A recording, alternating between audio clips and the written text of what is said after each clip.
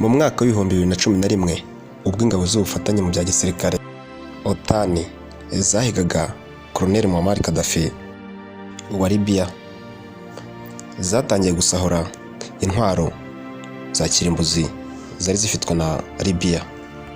Kuri ubu habarujwe intwaro zisaga miliyoni 20 zasahuwe muri leta ya Libya, zatwawe n'abonetse bose. Abatwaye izi ntwaro harimo abarwanyi b'Abatuareg barwanye ku ruhande rwa Gaddafi nk'abacanshuro.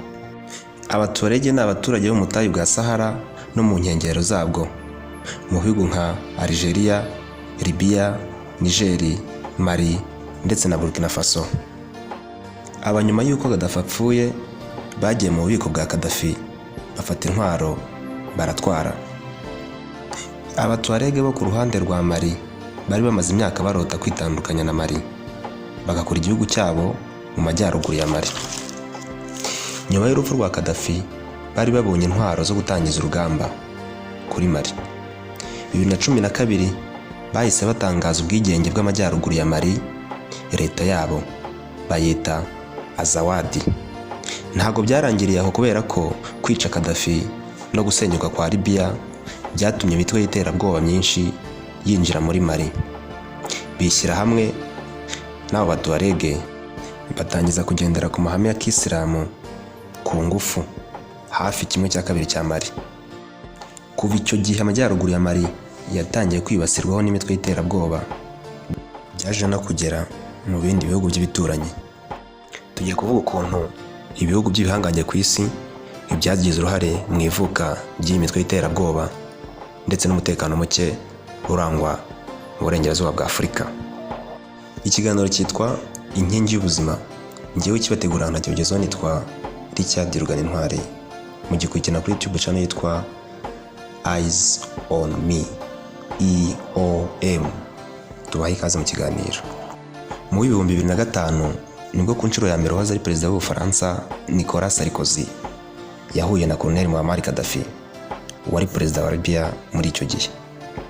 Sarkozy yari minisitiri w'umutekano w'Ubufaransa, yaje muri Libya kuganira na Gaddafi uburyo bwo gukuraho abimukira batemewe n'amategeko banyura muri Libya bakinjira mu Burayi. Muri 2007 Sarkozy yatoreye kuba perezida w'Ubufaransa. Akimara gutorwa yakiriye telefone ya Gaddafi amwifuriza ishya n'ihirwe kandi amwizeza imikoranire myiza. Aya ni amakuru yashyizwe hanze n'ikinyamakuru kigenga cyitwa Mediapart. Nyuma gato Madamu Perezida Sarkozy, Madamu Cecilia Sarkozy, yagiye muri iki gihugu cya Libya kuganira n'ubuyobozi bw'igihugu kugira ngo barebere hamwe uburyo abanyamfirmiyeri b'Abanyabulgaria bari bafungiwe muri Libya bafungurwa. Aba bari barakatiwe urwo kwicwa bazira kuroga abarwayi b'Abanyalibya. Madamu Sarkozy ibi byarangiye bigezeho.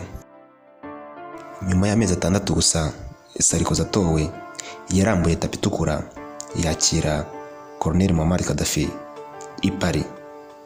Mu minsi yose Gaddafi yamaze i Paris ntabwo yigeze arara mu mahoteli, ahubwo yashinze ihema mu busitani bwa hoteli Marigny.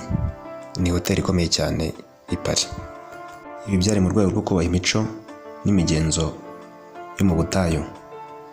Ubufaransa bwatangiye kugurisha intwaro kuri leta ya Libya ibitarakozwe n'ikindi gihugu cyose, kubera ko Gaddafi bamufataga umunyagitugu.